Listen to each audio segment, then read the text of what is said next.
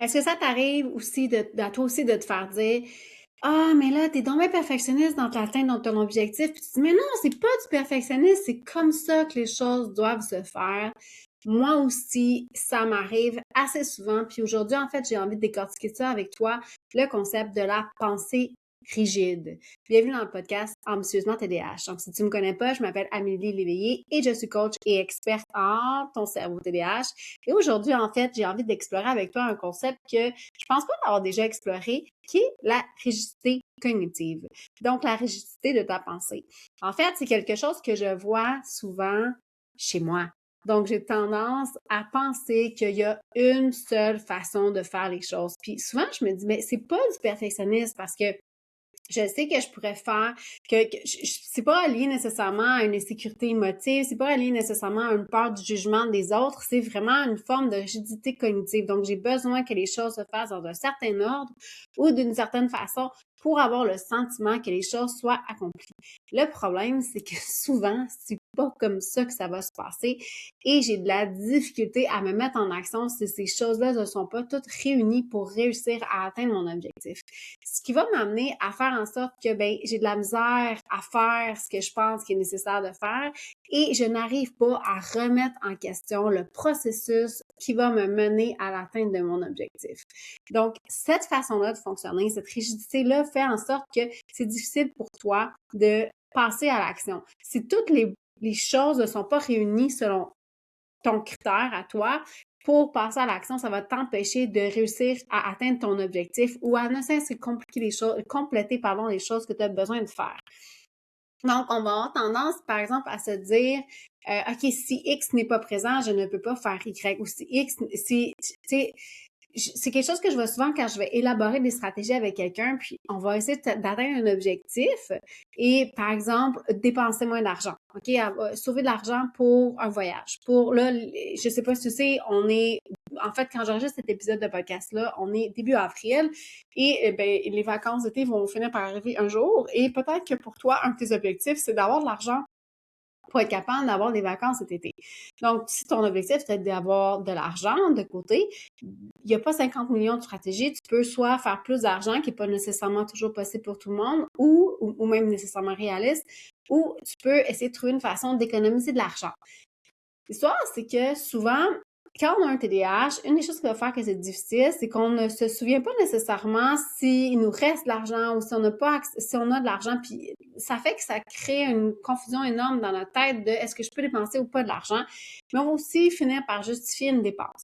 Et là, quand je travaille avec un client puis que je dis, OK, mettons que notre stratégie, c'est d'économiser de l'argent, bien, il va y avoir différentes stratégies. Une des stratégies que je vais utiliser, ça va être de faire en sorte que l'atteinte de cet objet, la poursuite d'un comportement qui ne fait pas de sens pour toi, on va trouver une façon d'essayer de rendre ça plus difficile. Donc, peut-être que ça va être de dire que tu laisses tes cartes de crédit à la maison. Une des choses que je vois de plus en plus souvent, on met nos cartes de crédit dans nos cellulaires et de mettre nos cartes de crédit dans nos cellulaires, ça rend la dépense encore plus facile. Donc, peut-être qu'une des stratégies que tu peux utiliser, ça serait de, par exemple, mettre un obstacle, de dire, je retire ma carte de crédit de mon cellulaire, comme ça, quand je m'en vais me prendre une marche, j'aurai pas la tentation d'aller m'acheter un café parce que j'aurai pas d'argent avec moi, j'aurai pas de carte de crédit, j'aurai pas d'argent, je vais juste avoir mon cellulaire en cas où j'ai besoin de communiquer avec quelqu'un ou parce que j'écoute des podcasts ou de la musique. Mais là, l'affaire, c'est que souvent, je vais me faire dire, ah, mais non, mais je peux pas parce que là, j'ai toutes sortes de raisons que les personnes, qui sont tout à fait justifiées. Le problème, c'est que quand tu essaies d'atteindre ton objectif, ta pensée rigide, ta façon de penser fait en sorte que tu vas avoir probablement tout plein de petits objectifs qui sont reliés à l'atteinte de cet objectif-là. Dans ta tête, quand tu veux atteindre un objectif X, tu vas avoir besoin que Y, Z, W, B, A, C soient remplis en même temps. Donc, on n'arrive pas à se dire, mais quel est l'objectif réellement important que j'essaie d'atteindre ici? Je vais te redonner un autre exemple comme gérer des objets qui traînent dans ta maison. Chez les TDAH, avoir beaucoup d'objets qui traînent, ça crée souvent du stress. Et la solution, ce n'est pas nécessairement de mieux s'organiser. La solution, c'est de se débarrasser des objets dont tu ne l'utilises pas. OK? Ça ne veut pas dire de complètement jeter tous tes souvenirs et toutes ces affaires-là et tous tes objets de déco. Ça ne veut pas dire ça.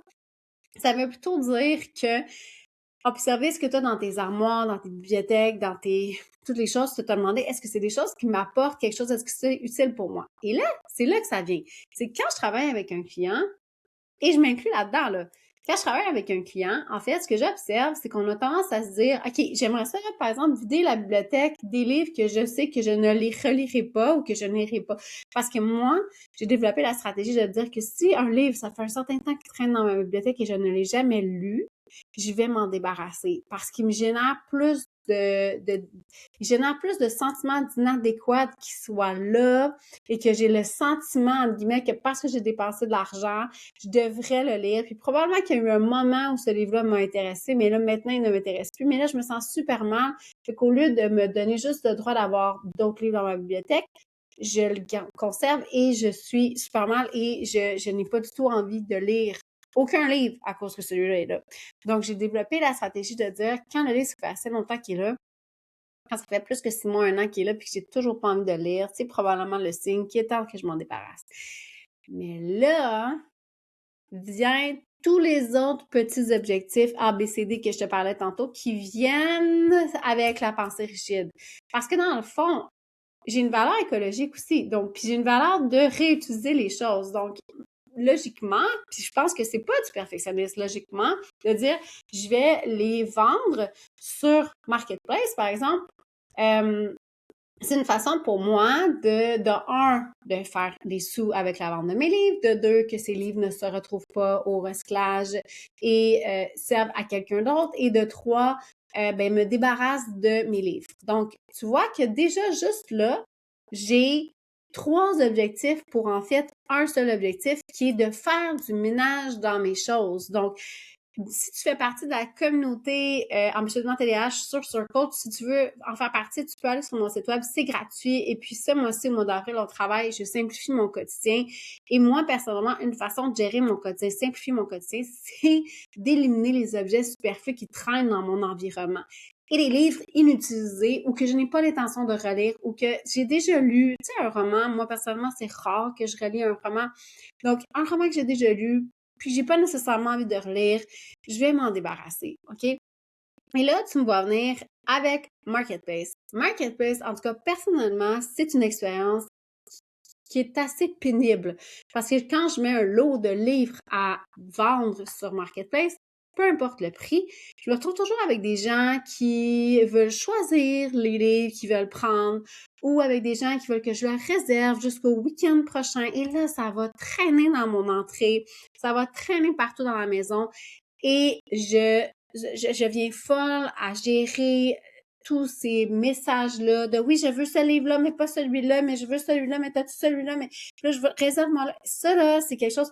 Et pas juste ça, comme j'ai une grande, grande valeur de justice, pour moi, c'est très important d'être juste et équitable. Je trouve ça très difficile de composer avec la quantité de messages qui rentrent et de devoir choisir qui je priorise. Est-ce que je priorise la personne qui j'ai reçu son message en premier ou est-ce que je priorise la personne qui est capable de venir le chercher en premier, qui n'est pas nécessairement la première qui m'écrit un message? Est-ce que je priorise la personne qui qui me prend plus de livres au détriment des autres qui m'ont contacté plus tôt, tu vois, toutes les possibilités sont là. Et là, je m'enfarge. Au Québec, si tu connais pas cette expression-là, je m'enfarge dans les fleurs du tapis.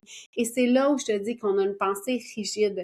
En fait, non seulement je pense que la seule bonne façon, la façon de me débarrasser de mes livres, c'est de les mettre sur Marketplace parce que je suis capable tout à fait de justifier le raisonnement derrière. C'est vrai que c'est mieux que de les mettre au recyclage. C'est plate de mettre un livre au recyclage. De un, il ne sera pas relu, puis de deux, c'est un gaspillage de ressources.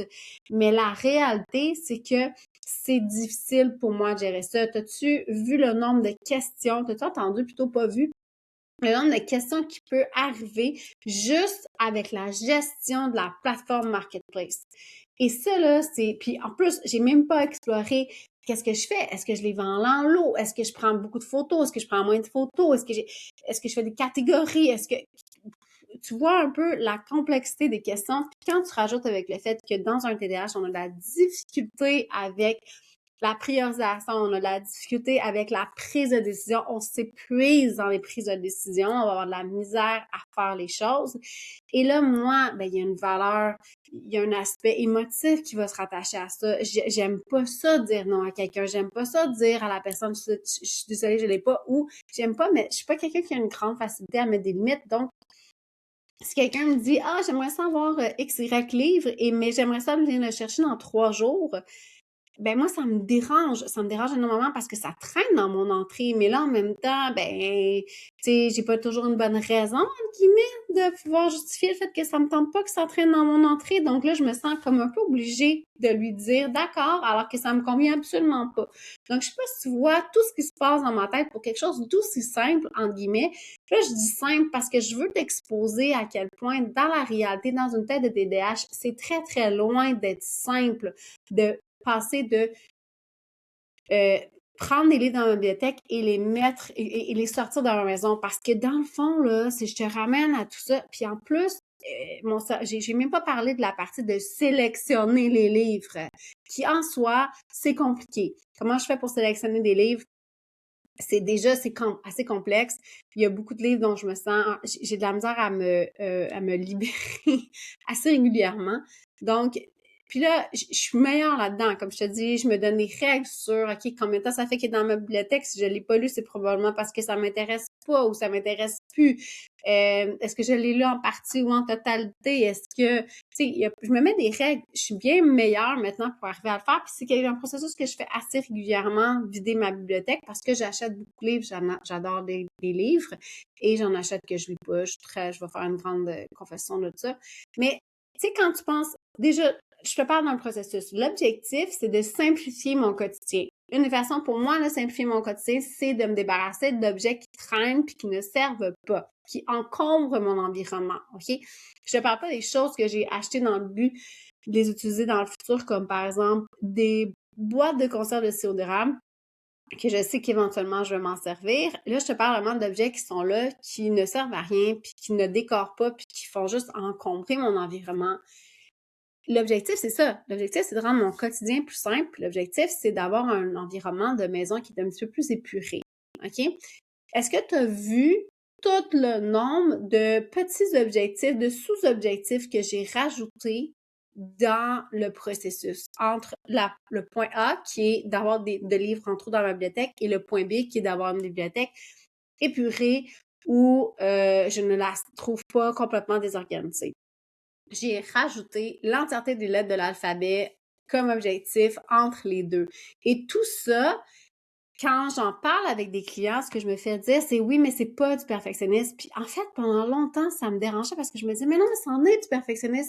Puis en fait, je réalise que non, c'est pas du perfectionnisme, c'est de une problématique au niveau de notre pensée. On a de la misère, on est rigide sur notre façon de penser. Puis ça vient du fait qu'on a de la difficulté avec nos fonctions exécutives. Donc, quand tes fonctions exécutives comme la priorisation, la planification, l'anticipation, la prise de décision, tout ça est complexe et difficile pour toi, puis que c'est souvent rattaché avec une difficulté émotive de faire face à ça. Donc, faire face à ce genre de processus-là est très difficile émotivement pour nous. On a peur de faire des erreurs, on a peur de mal faire les choses, on a peur de se faire juger. Si je te dis que je prends mes livres et que je les mets au recyclage, je fais plus ça maintenant, mais je l'ai déjà fait, OK? J'ai déjà mis des livres au recyclage. Je le sais que je m'expose à me faire dire que je suis pas une bonne personne. Puis même moi, je trouve ça super important de bien utiliser nos ressources. Puis je trouve pas ça correct de mettre des livres au recyclage. Mais la réalité, c'est que plus j'ajoute de critères, plus ça rend l'atteinte de mon objectif extrêmement difficile à réussir et plus, en fait, je vais m'enfarger dans tout ce processus-là et que je risque de ne jamais l'atteindre. Donc, tout ça m'amène à dire, le fait d'avoir une pensée rigide, c'est un mécanisme de protection. On essaie de trouver la bonne façon, d'atteindre l'objectif. On essaie d'avoir une forme de garantie que quand je fais ces choses-là, je vais atteindre mon objectif. Petit sidetrack ici, peut-être qu'il va être drôle pour toi. Moi, je lis la fin des livres. à peu près rendue au quart de la lecture, OK? Je sais que tu vas me dire que je suis vraiment bizarre. Quand je raconte ça aux gens, les gens trouvent ça vraiment bizarre. Mon chum, il rit de moi systématiquement. Je lis la fin des livres. Je sais pas pourquoi. C'est comme si ça me sécurisait de savoir la fin à l'avance. Je n'aime pas lire un livre si je ne connais pas la fin. Même chose avec les films. Depuis que en fait, quand on n'avait pas accès à Internet pour un film, c'était vraiment quelque chose que je n'aimais pas du tout. Moi, j'ai du plaisir à écouter un film quand je l'ai déjà vu puis que je connais la fin. Et maintenant, ben, avec Internet, je suis capable d'écouter un film puis de savoir la fin avant d'avoir fini le film. Fait que je suis capable de décider si j'ai envie de continuer à l'écouter du film ou pas. Parce que souvent, j'arrive à la fin puis j'ai soit pas compris, soit parce que c'est souvent écouter les films de Marvel, c'est pas trop comprendre qu'est-ce qu'on écoute.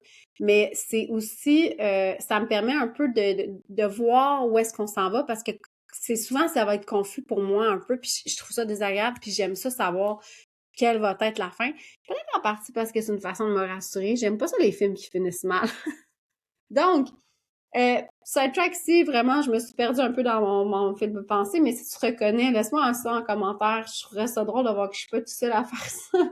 Et en fait, quand je vois la charge que ces livres-là ont pour moi, quand je vois les objets dans ma maison qui prennent énormément de place, qui traînent, qu'on n'arrive pas à gérer, je me demande tout le temps, mais qu'est-ce qui est dans le chemin? Puis souvent, en fait, c'est mon besoin de savoir qu'est-ce que j'ai besoin de faire pour que l'objectif que j'essaie de faire soit réussi, entre guillemets.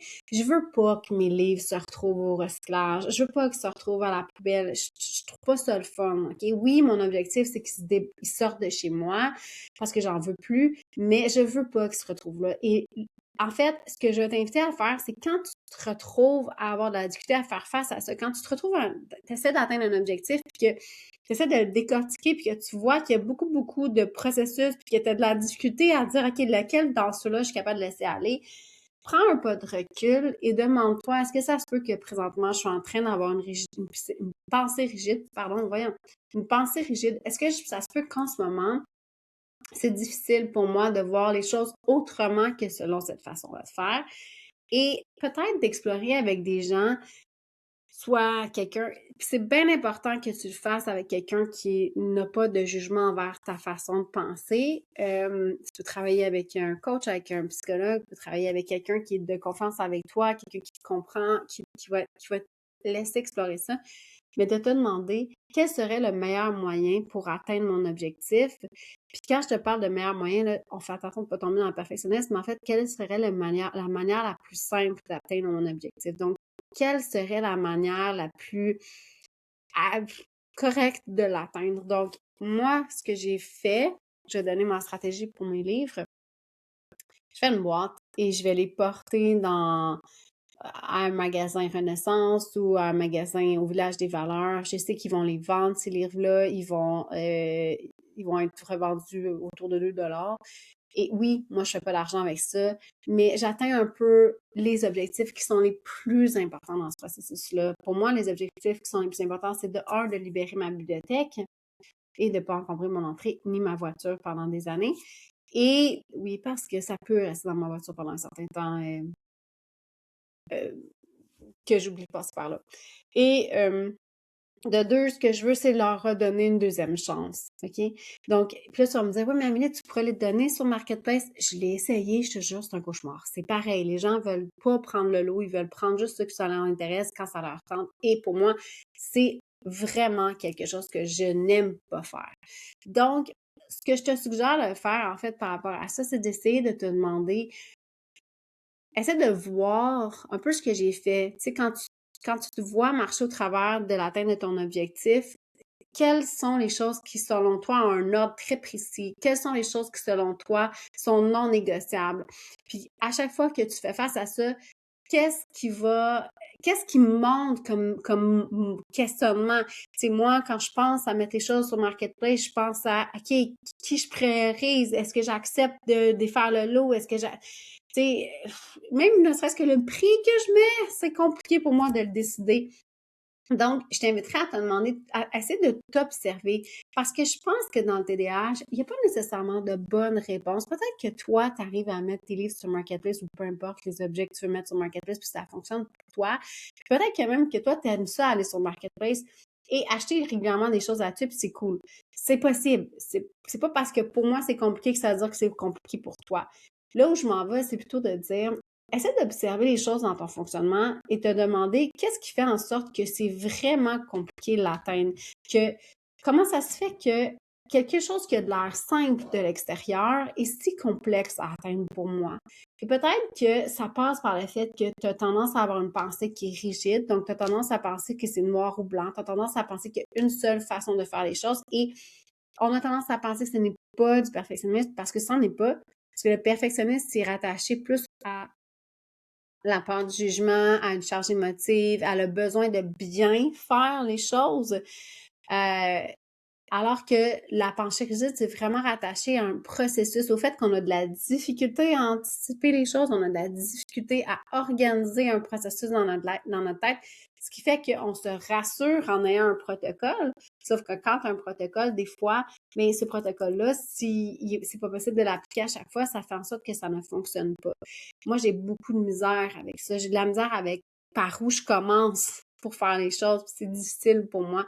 Puis je réalise que ça n'a pas rapport avec du perfectionnisme, mais ça a vraiment rapport avec, j'ai une forme de pensée rigide qui fait que j'ai besoin que les choses se fassent dans un certain ordre, sinon ça fonctionne pas. J'ai une pensée rigide aussi par rapport à certaines de mes valeurs. Je suis quelqu'un qui est qui a une grande valeur de justice et c'est difficile pour moi de déroger de cette valeur-là. Donc, ça crée du stress chez moi, ça crée de l'inconfort, je suis pas bien dans la situation et j'ai tendance à paralyser. Donc, je t'inviterais à considérer, est-ce que toi aussi, tu as tendance à faire ça? Est-ce que toi aussi, tu as tendance à tomber un peu dans cette façon-là de penser qui est très rigide? Les choses doivent se faire comme ça. Je regarde mon fils qui, présentement, on essaie de l'aider à apprendre à étudier, ce que mon fils est rendu au secondaire, l'équivalent du lycée en Europe, en France, en fait, et on essaie de l'aider à apprendre à étudier. Puis lui, dans sa tête, la seule façon d'apprendre, c'est en lisant la matière. Mais mon fils n'apprend pas bien de cette façon-là. C'est pas efficace comme il y a une dyslexie et un TDAH. Ça fait qu'il y a de la difficulté à retenir l'information quand c'est juste de la lecture. Donc, on essaie de l'aider à manipuler l'information différemment. Et il refuse. Lui, il dit, c'est comme ça que ça doit se faire, c'est comme ça que ça doit se faire, même s'il n'atteint pas son objectif. Donc, est-ce que toi, tu te reconnais dans ce type de processus-là? Est-ce que toi, tu te reconnais dans le fait que tu as besoin que les choses se fassent d'une certaine manière, ou tu as acquis qu'on te dit que les choses devaient se faire de cette façon-là? Tu sais, quand tu étais plus jeune, tu te faisais dire, il y a une bonne façon de faire les choses, il faut faire les choses de cette façon-là. Mais peut-être qu'en fait, il y en a d'autres façons de faire les choses qui te conviennent mieux, comme par exemple moi qui vais aller porter des livres chez Renaissance parce que c'est plus simple pour moi d'atteindre mon objectif qui est de vider ma bibliothèque et de donner une deuxième chance à mes livres. Donc, mais ça se présente dans pas juste la gestion de mes livres de bibliothèque, ça va se présenter dans énormément de choses. C'est correct d'apprendre à faire la différence entre ce que tu as besoin pour bien fonctionner. J'ai besoin de mon agenda papier pour bien fonctionner. Si j'ai pas mon agenda papier, c'est sûr que je me perds, OK? Par contre, il faut aussi être capable de reconnaître que parfois, cette pensée-là nous empêche de passer à l'action, puis ça peut venir faire en sorte que tu as de la difficulté, que tu vas éventuellement procrastiner parce que quand on procrastine, je le répète, ce n'est pas un comportement en soi. La procrastination, c'est vraiment le symptôme qu'il y a quelque chose qui est en train de se passer. Puis peut-être que présentement, tu es en train de t'enfarger les pieds dans ta rigidité mentale.